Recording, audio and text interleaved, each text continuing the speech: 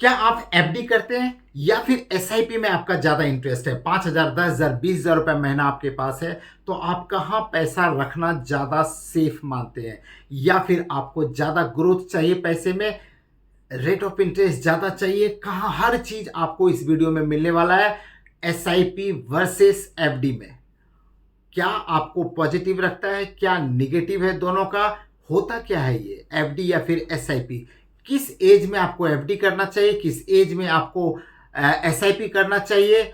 क्या आपका गोल है, गोल के अनुसार आपको कहां पैसा रखना चाहिए, हर चीज आपको इस वीडियो में मिलने वाला है। तो welcome again on money India 9।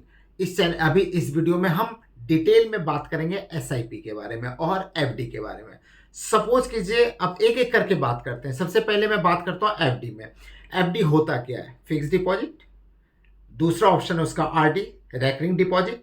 तो अगर आप फिक्स डिपॉजिट और रेकरिंग डिपॉजिट में जमा करते हैं, पैसे करने वाले हैं, तो वीडियो आप देखिए जरूर। तो चलिए, पहली बात जैसे मैं बता रहा था कि एफडी सबको पता है, फिक्स डिपॉजिट मतलब जो रेट ऑफ इंटरेस्ट होता है वो फिक्स्ड होता है, 6%, 7%, या फिर सीनियर सिटीजन के लिए ये कुछ ज्यादा रेट ऑफ इंटरेस्ट देता है।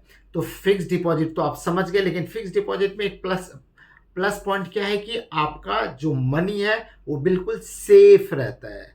एक फिक्स्ड अगर 6%, 7% जो भी रेट ऑफ इंटरेस्ट है, जितने साल के लिए आपने फिक्स डिपॉजिट किया हुआ है उतना अमाउंट आपको मिलेगा ही मिलेगा। लेकिन एसआईपी में ऐसा नहीं है। एसआईपी में कितना पैसा बढ़ेगा इसका कैलकुलेशन तो है सबके पास कि एवरेज 12%, 12% का रेट ऑफ इंटरेस्ट दे सकता है वो, लेकिन 100% ऐसा होगा? बिल्कुल नहीं। क्योंकि आपको याद होगा कि 2008 में क्या हुआ था, मार्केट गिर गया था और एसआईपी सारे गिर गए थे।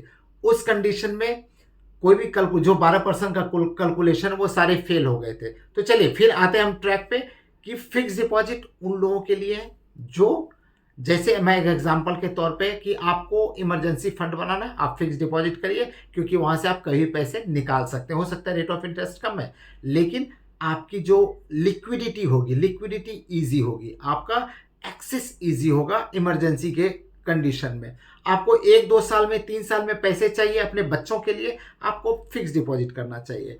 एजुकेशन के लिए चाहिए, फिक्स डिपॉजिट करना चाहिए। सीनियर सिटीजन है आप, फिक्स डिपॉजिट करना चाहिए। क्यों ऐसा मैंने क्यों कह रहा हूं ये? क्योंकि जो एसआईपी का गेम है, एसआईपी अभी होता क्या, पहले इसको समझ लेते हैं। सिस्टमेटिक इन्वेस्टमेंट प्लान, हर छोटा छोटा अमाउंट आप डालते हैं मार्केट और किसी भी एलोकेशन कंपनी को, जैसे बैंकिंग कंपनी मान लेते हैं, ICICI bank, HDFC bank, yes bank, state bank of India, कोई भी, हर एक का डीमेट अकाउंट होता है। उसमें अगर आपने एसआईपी किया, म्यूचुअल फंड्स में पैसा जमा कराया, 5,000, 10,000, 20,000, जितना भी है, 50, 500 रुपए से भी होता है, 500 रुपए जितना भी है वो आपको गया, वो एलोकेशन हो गया। इक्विटी, डेट, हाइब्रिड, जहां भी आपको करना है उसमें आप पैसा लगा सकते हैं। दूसरी बात, लेकिन शॉर्ट टर्म में चूंकि मार्केट वोलेटाइल होता रहता है, ऊपर नीचे ऊपर नीचे ऊपर नीचे, तो आप शॉर्ट टर्म में 3 महीने, 2 महीने, 1 महीने, 6 महीने, साल भर में, आप 2 साल में एक्सपेक्ट नहीं कर सकते हैं कि आपको 20% मिलेगा या 30% मिलेगा या 12% मिलेगा। नो। फिक्स डिपॉजिट में अगर 6% है, 7% है, तो 3 साल के बाद आपको 7% के हिसाब से रेट ऑफ इंटरेस्ट दिया जाएगा। लेकिन एसआईपी में ऐसा नहीं है। एसआईपी में हो सकता है आपको 40% में मिल जाए, हो सकता है आपको 4% भी ना मिले। तो एसआईपी का ये निगेटिव पॉइंट है। एक्सेस जो है इजी है, यानी कि आप जो है इजिली आप उसको 500 रुपये, 1,000 रुपये से स्टार्ट कर सकते हैं। फिक्स डिपॉजिट में ऐसा नहीं है। फिक्स डिपॉजिट में अगर कोई बड़ा अमाउंट, 500 रुपये का फिक्स डिपॉजिट कौन करेगा भाई? नहीं पॉसिबल है। पॉसिबल है तो कितना रेट ऑफ इंटरेस्ट मिलेगा आपको? कुछ भी नहीं। तो वहां जो है मोटा अमाउंट चाहिए, लेकिन एसआईपी में ऐसा नहीं है। एसआईपी में आप जो चाहेंगे उस अमाउंट से आप शुरू कर सकते हैं। जैसे मैंने बताया, 2-3 रीजन बताए मैंने कि किस किस वजह से आपको फिक्स डिपॉजिट करना है। तो एसआईपी किस वजह से करना चाहिए? आपको रिटायरमेंट का प्लान है, एसआईपी करना चाहिए। आपको लॉन्ग टर्म का प्लान है, 20 साल, 15 साल, 30 साल का प्लान है, एसआईपी करना चाहिए। आपके बच्चे अभी छोटे हैं, उनके एजुकेशन के लिए पैसे चाहिए 20 साल बाद, आपको एसआईपी करना चाहिए। ये जो भी मैं बता रहा हूं ये सिर्फ एजुकेशनल पर्पस के लिए, ये पूरा वीडियो एजुकेशनल पर्पस के लिए, अगर आपको पैसा लगाना है तो उसके लिए आपको रिसर्च जरूर कर लेना चाहिए। तो चलिए कम टू द पॉइंट, दोबारा मैं आता हूं। अब जैसे मैंने बताया कि किस किस को आपको करना चाहिए, नुकसान क्या है अगर आप फिक्स डिपॉजिट करते हैं। इन्फ्लेशन रेट क्या है, 6%, 5.5%।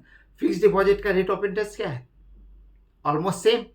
तो इन्फ्लेशन को मात दे सकता है बस, उसके उससे आप उम्मीद मत कीजिए कि बहुत ज्यादा कुछ अर्निंग होगा। क्यों, आपका पैसा सेफ रहेगा 100%, लेकिन उससे ज्यादा एक्सपेक्ट मत कीजिए आपकी। इन्फ्लेशन हर ईयर बढ़ रहा है ना, तो जितना इन्फ्लेशन बढ़ रहा है उतना रेट ऑफ इंटरेस्ट है, ऑलमोस्ट दोनों बराबर है। लेकिन एसआईपी में ऐसा नहीं हो सकता है। एसआईपी में इन्फ्लेशन रेट से कम, मैंने बोला कि कम, आप कम टाइम के लिए लगाएंगे तो 2-4% भी मिल सकता है, हो सकता है निगेटिव भी मिले। लेकिन अगर आप लॉन्ग टर्म का खिलाड़ी हैं, अगर आप 5 साल 6 साल 7 साल का खिलाड़ी है, 10 साल 15 साल 20 साल 30 साल के खिलाड़ी हैं, तो आपको प्रॉफिट होना ही होना है। वो मल्टीपल्स में प्रॉफिट हो सकता है। एसआईपी का ये प्लस पॉइंट है, और एफडी का, फिक्स डिपॉजिट का ये निगेटिव पॉइंट है कि उनका जो है बिल्कुल फिक्स होता है, लेकिन वो इन्फ्लेशन के आसपास ही रहता है। आपको याद होगा बहुत दिन पहले, यानी कि 30 साल पहले मेरी मम्मी लगाया करती थी एसआई वो फिक्स डिपॉजिट में। फिक्स डिपॉजिट 5 साल में डबल हो जाता है। अब तो नहीं है ऐसा। अगर वैसा होता तो फिर रेट ऑफ इंटरेस्ट बहुत ज़्यादा था, बहुत अच्छा था, क्योंकि इन्फ्लेशन अगर 6% 5% रहता भी, उसमें तो उतना था ही नहीं, 2-2.5% का इन्फ्लेशन रेट था। अगर 5-6% रहता भी, फिर भी 5 साल में पैसे डबल हो रहे थे, तब fix deposit was far better than SIP, क्योंकि उसमें एसआईपी वगैरह नाम का कोई चीज़, चिड़िया का नाम था ही नहीं, जानते नहीं थे लोग। अगर होगा भी तो मुझे नहीं पता है, और लोग भी नहीं जानते थे कि एसआईपी में ही पैसे लगते थे। तो ये पूरा वीडियो था। अगर आपको एसआईपी या एफडी से रिलेटेड कुछ भी पूछना है मेरे से, आप कमेंट बॉक्स में कमेंट डालिए, मैं उसका जवाब दूंगा पर्सनली। और आपको जहां भी पैसे लगाने, पहले रिसर्च करना है, उसके बाद आपको पैसे लगाने चाहिए। तो ये पूरा वीडियो था आपको एफडी एंड एसआईपी से रिलेटेड। शेयर नहीं किया आपने वीडियो, अपने फैमिली मेंबर्स को तो शेयर कीजिए, फ्रेंड्स को तो शेयर कीजिए, लाइक भी कर लीजिए, और सब्सक्राइब नहीं किया प्लीज सब्सक्राइब कर लीजिए। Thank you very much.